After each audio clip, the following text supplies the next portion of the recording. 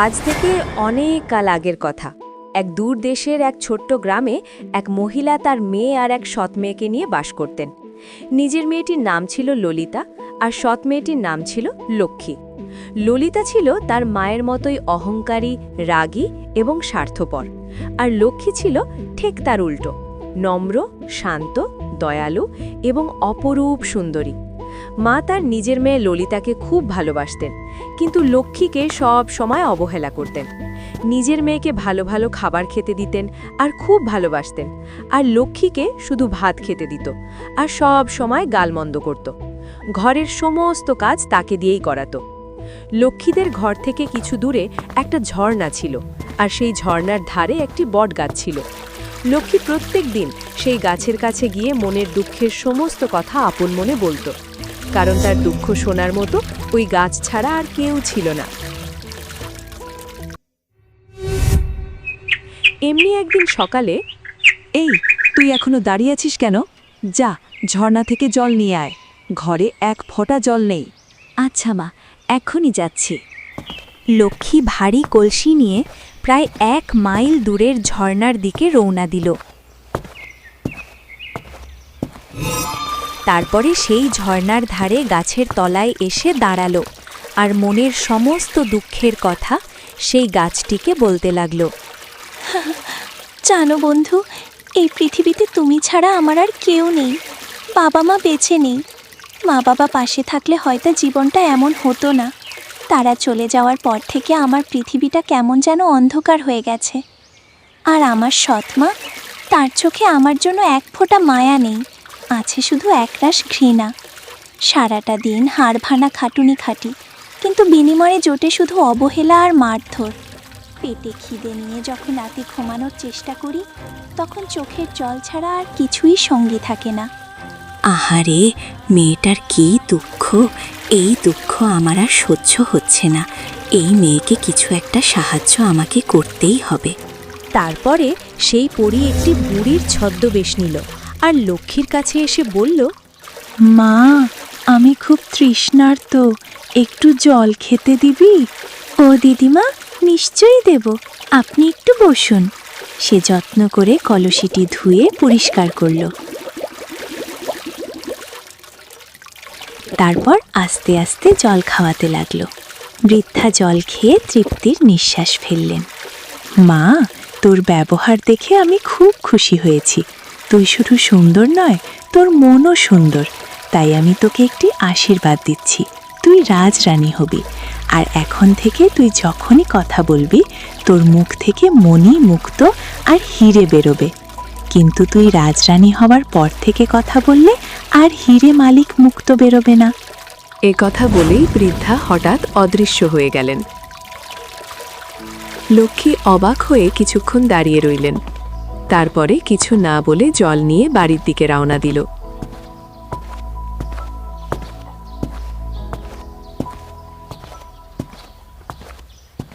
বাড়ি ফিরতেই মা রেগে গেলেন।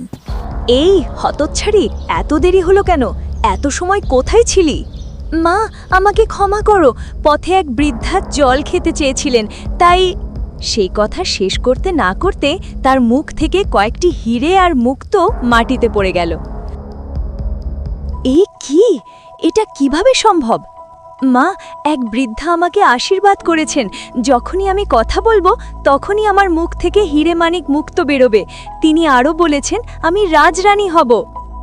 যদি ললিতার মুখ থেকেও এমন মণিমুক্ত বেরোয়, তাহলে তো আমরা খুব ধনী হয়ে যাব। তিনি ললিতাকে ডেকে বললেন, মা ললিতা, তুই এখনই ঝর্ণায় যা।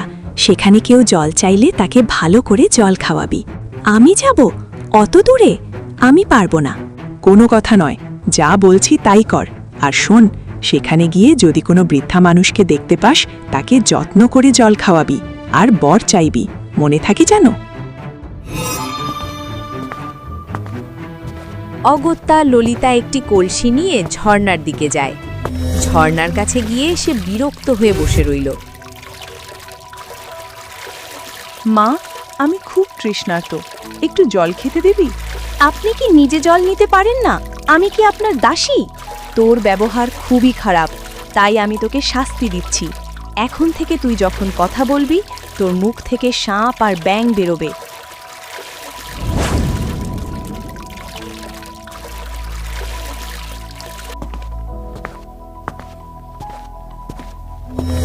কিরে, কি পেলি? সবই আমার দুর্ভাগ্য। এ কি, তোর মুখ থেকে সাপ ব্যাঙ পড়ছে? এসব ওই হতভাগীর জন্যই হয়েছে। তোকে আমি ছাড়ব না, তোকে আজ আমি মেরেই ফেলব। লক্ষ্মী দেখল পালানো ছাড়া কোনো উপায় নেই, তাই সে সেখান থেকে দৌড় দিল। গ্রামের শেষ প্রান্তে একটি বন ছিল। দৌড়তে দৌড়তে সেই বনের ভেতর ঠকে গেল। একসময় সে পথ হারিয়ে ফেলল এবং বনের মধ্যে বসে কাঁদতে লাগল। ঠিক তখনই এক রাজপুত্র ওই বনে শিকার করতে আসলেন। শিকারে এসে লক্ষ্মীকে দেখতে পেলেন। এত সুন্দর রূপবতী মেয়ে এখানে বসে কাঁদছে কেন? ব্যাপারটা একটু দেখতে হচ্ছে। তারপরে রাজপুত্র তার কাছে এগিয়ে গেল আর বলল, তুমি কে, আর এখানে বসে কাঁদছো কেন? আমার নাম লক্ষ্মী। আমার বাবা নেই, সৎমা আমাকে তাড়িয়ে দিয়েছেন। আমি আর বাড়ি ফিরতে পারছি না, পথ ভুলে গিয়েছি। আর বাড়িতে ফিরেই বা আমি কি করব? বাড়িতে গেলে তো আমার মা আমাকে মেরে ফেলবে, তাই ভেবে কাঁদছি। তুমি শুধু সুন্দরী নও কন্যে, তোমার মনও পবিত্র। তুমি কি আমার সঙ্গে রাজপ্রাসাদে যাবে? আপনি কে, আর এই বনে কি করছেন? আমি এই রাজ্যের যুবরাজ, বনে শিকার করতে এসেছিলাম। রাজপুত্র, আপনি যদি আমাকে আশ্রয় দেন তবে আমি আপনার কাছে সারা জীবন কৃতজ্ঞ থাকব। তারপরে রাজপুত্র লক্ষ্মীকে সঙ্গে করে প্রাসাদে নিয়ে আসলেন।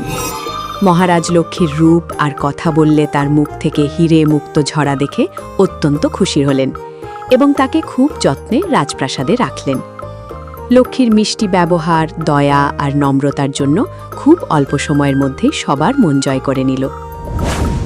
কিছুদিন পরে রাজপুত্র বললেন, তোমার মতো দয়ালু ও সৎ মেয়ে আমি জীবনে কোনো দিন দেখিনি। তুমি কি আমাকে বিয়ে করবে কন্যে, আর এই রাজ্যের রানী হবে? আমি তো এক সাধারণ মেয়ে রাজপুত্র, আমি কি এই সম্মানের যোগ্য? তোমার দয়া আর সুন্দর মনই তোমাকে এই সম্মানের যোগ্য করেছে। কিন্তু রাজপুত্র, যখনই আমার বিয়ে হবে তখনই আমার মুখ থেকে মণিমুক্ত ঝরা বন্ধ হয়ে যাবে। এই আশীর্বাদ আমাকে এক বৃদ্ধা বুড়িমা দিয়েছিলেন। তাতে কি হয়েছে লক্ষ্মী? আমি তো এই রাজ্যের রাজপুত্র। আমাদের রাজ্যে ধনসম্পত্তির কোনো কিছুর অভাব নেই। আমি তো তোমাকে ভালোবাসি আর তোমাকেই বিয়ে করতে চাই। ঠিক আছে, তাহলে তাই হোক। এরপর খুব ধুমধাম করে রাজকুমারের সঙ্গে লক্ষ্মীর বিয়ে হয়ে গেল। লক্ষ্মী রানী হলেন। সে সবসময় গরিব ও অসহায় মানুষদের সাহায্য করত। এদিকে ললিতা আর সৎমার অবস্থা দিন দিন খারাপ হতে লাগল। ললিতা যখনই কথা বলতো তার মুখ থেকে সাপ আর ব্যাঙ বেরোতো। গ্রামের মানুষ তাদের এড়িয়ে চলতে শুরু করল। ওদের কাছ থেকে দূরে থাকো ভাই, ওরা অভিশপ্ত। হ্যাঁ ভাই, তুমি ঠিক বলেছ। অভিশপ্ত না হলে কি আর মুখ থেকে সাপ ব্যাঙ বেরোয়? হ্যাঁ হ্যাঁ ভাই, চলো এখান থেকে চলো, এদের মুখ দেখাও পাপ। এই সব অপমান সহ্য করতে না পেরে একদিন মা ও মেয়ে বাধ্য হয়ে ঘর ছাড়ল।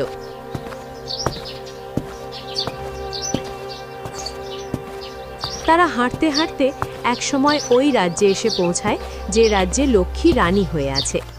ঠিক তখনই লক্ষ্মীরূপী রানী প্রাসাদের বারান্দায় এসে তাদের দেখতে পেল। মা, বোন, তোমরা এখানে? কে তুমি? তোমাকে তো আমি চিনতে পারছি না, আর তুমি আমাকে মা বলে ডাকছো কেন? মা, তুমি আমাকে চিনতে পারছো না? আমি তোমার মেয়ে লক্ষ্মী। লক্ষ্মী? তুই আমার মেয়ে লক্ষ্মী? ও মা, হ্যাঁ তো, তা তুই এখানে কেন? মা, এখন আমি এই রাজ্যের রানী। তুই কি রানী হয়েছিস লক্ষ্মী? আমরা তোর সঙ্গে অনেক অন্যায় করেছি, আজ আমরা সেই অন্যায়ের শাস্তি পাচ্ছি। তুই যদি পারিস আমাদের ক্ষমা করে দে। দিদি, আমি সবসময় তোমার সঙ্গে খারাপ ব্যবহার করেছি। আজ বুঝতে পারছি আমি কত বড় ভুল করেছি। তোমরা আমার মা আর বোন, আমি তোমাদের ওপর রাগ করে থাকতে পারি না। ঠিক তখনই হঠাৎ সেই পরী সেখানে উপস্থিত হলেন। আমি সব দেখেছি লক্ষ্মী, তোমার মন সত্যিই মহান। যারা খারাপ কাজ করে তাদের শাস্তি পেতেই হয়, আর যারা ক্ষমা করতে জানে তারা সবচেয়ে বড়। তুমি তোমার সৎ মেয়ের সঙ্গে অন্যায় করেছ, তাই তোমাকে তোমার পাপের ফল ভোগ করতে হয়েছে। আর ললিতা, তুমি অহংকার আর খারাপ ব্যবহারের জন্য এই শাস্তি পেয়েছ। আপনি কে, আর এখানে হঠাৎ করে কিভাবে আবির্ভূত হলেন? আমি সেই বৃদ্ধা, কিছুদিন আগেই যার সঙ্গে তোমার ওই ঝর্ণার ধারে দেখা হয়েছিল, তুমি যাকে জল খাইয়েছিলে। আসলে আমি এক পরী। তোমার দুঃখ সহ্য করতে না পেরে আমি তোমাকেই আশীর্বাদ দিয়েছিলাম। আর পরে তোমার বোন যখন জল আনতে গিয়েছিল, তখন সে আমার সঙ্গে খারাপ ব্যবহার করে, তাই আমি তাকে অভিশাপ দিয়েছিলাম। পরিমা, আমি আমার ভুল বুঝতে পেরেছি, আমাকে ক্ষমা করে দিন। যেহেতু তুমি সত্যি অনুতপ্ত, তাই আমি তোমাকে ক্ষমা করছি। কিন্তু মনে রেখো, এখন থেকে কারোর উপরে আর কোনো জোরজুলুম করবে না। এখন আমি যাই। এই বলে পরী অদৃশ্য হয়ে গেলেন। তারপর থেকে ললিতার মুখ থেকে সাপ ব্যাঙ বের হওয়া বন্ধ হয়ে গেল। সেই সময় রাজপুত্র সেখানে এসে উপস্থিত হলেন। রানী, এনারা কারা? কুমার, এরা আমার মা আর বোন। আর মা, ইনি আমার স্বামী, এই রাজ্যের রাজপুত্র। আপনারা লক্ষ্মীকে ঘর থেকে বার করে দিয়েছিলেন, তার জন্য আমি আপনাদের শাস্তি দিতে পারি, কিন্তু তা আমি করব না। কারণ আপনি যদি লক্ষ্মীকে তাড়িয়ে না দিতেন, তাহলে আজকের আমি লক্ষ্মীকে পেতাম না। আপনারা নিশ্চিন্তে থাকুন, এই প্রাসাদ আপনাদেরই ঘর। কিন্তু রাজকুমার, আমরা কি এই সম্মানের যোগ্য? মানুষই ভুল করে মা, আর যে নিজের ভুল বুঝতে পারে সে সত্যিকারের মানুষ। তারপর থেকে ললিতা আর তার মা রাজপ্রাসাদে থেকে গেলেন। লক্ষ্মী সুখে আছে দেখে তার সৎমা আর বোনের মনে হিংসা হতে লাগল। বাইরে থেকে তারা শান্ত ও ভদ্র থাকার ভান করলেও তাদের মনে হিংসা আর লোভ আগুনের মতো জ্বলছিল। এইভাবে কিছুদিন কেটে গেল। একদিন রাতে নিজের কক্ষে বসে মা ফিস ফিস করে বলল, লক্ষ্মী এই রাজ্যে রানী হয়েছে আর কত সুখে আছে, এটা আমি কিছুতেই সহ্য করতে পারছি না। ছোটবেলা থেকে তাকে কত কষ্ট দিয়েছি, আর আজ সে আমাদের মাথার ওপর রাজ করছে। না, এটা হতে পারে না। যেভাবেই হোক লক্ষ্মীকে সরাতে হবে, আর তোকে আমি এই রাজ্যের রানী করব। কিন্তু মা, এটা কি করে সম্ভব? রাজকুমার তো লক্ষ্মীকে খুব ভালোবাসেন, তিনি কি কখনো রাজি হবেন? বোকা মেয়ে, সব কাজ কি জোর করে হয়? কলে কৌশলে কাজ সারতে হয়। আমি একটা উপায় বের করেছি। যদি লক্ষ্মী অসুস্থ হয়ে যায়, তাহলে রাজকুমার খুব কষ্ট পাবেন, আর যদি সে মারা যায়, তাহলে রাজকুমার একসময় তোকে বিয়ে করতেই বাধ্য হবেন। তুমি কি বলতে চাইছো মা? আমরা লক্ষ্মীর খাবারে বিষ মিশিয়ে দেব, আর সেই বিষ মেশানো খাবার খেয়ে লক্ষ্মী মারা যাবে। আর তারপর? মা, এটা তো ভয়ঙ্কর পাপ। রানী হতে গেলে এসব ভাবলে চলবে না। আমি যা বলছি তাই অক্ষরে অক্ষরে মেনে যা। পরের দিন ললিতার মা রান্নাঘরে গিয়ে দাসীদের বলল, আজ রানীর জন্য বিশেষ ক্ষীর আমি নিজে তৈরি করব, তুমি অন্য কাজ করো।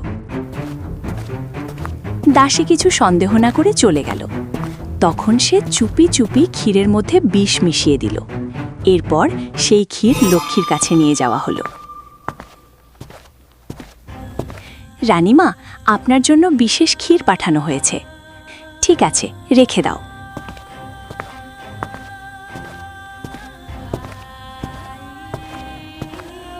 ঠিক সেই সময় রাজকুমার সেখানে এসে উপস্থিত হলেন।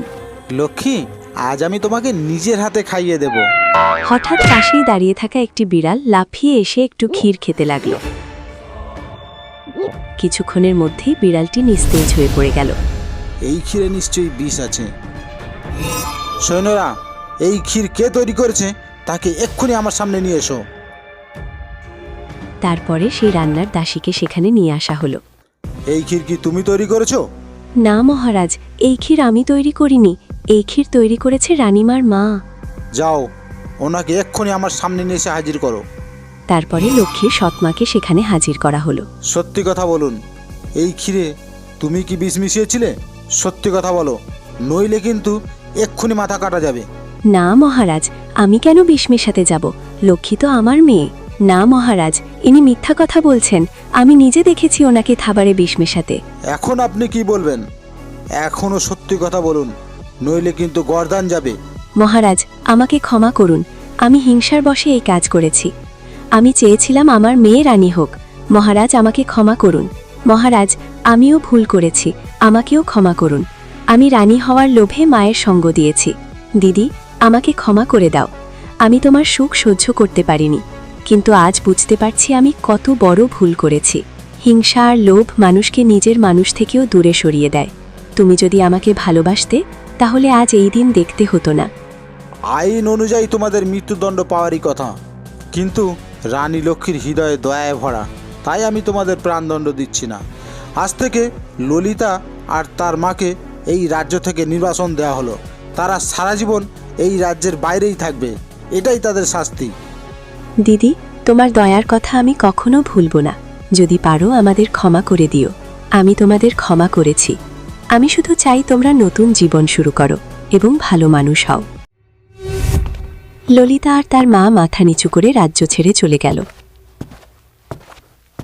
লক্ষ্মী, আজ তুমি শুধু একজন নারী নও, তুমি এই রাজ্যের হৃদয়।